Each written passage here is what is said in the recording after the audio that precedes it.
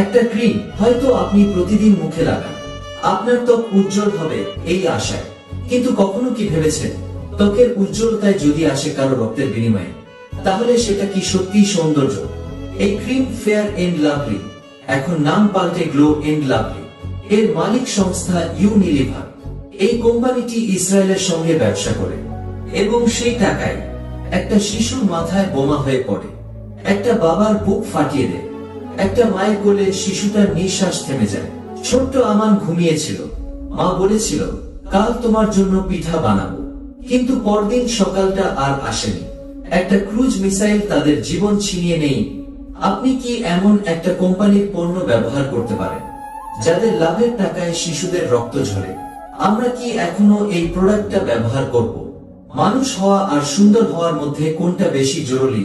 আপনি কি বলেন? এই ত্বকের উজ্জ্বলতা দিয়ে কি হবে যদি আমাদের হৃদয়টা অন্ধকারে ঢাকা পড়ে থাকে?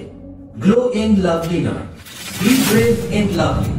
আপনার কি ভাবেন না, আমরা যদি সবাই একসাথে না বলি, তাহলে বিশাল পরিবর্তন আসতে পারে? আপনার সিদ্ধান্তেই বদল আসতে পারে। আপনি একজন, কিন্তু এক একটা না বলাই হতে পারে ইসরায়েলি পণ্যের বিরুদ্ধে এক একটা প্রতিবাদ। আপনার প্রতিবাদ, আপনার পবিত্রতা।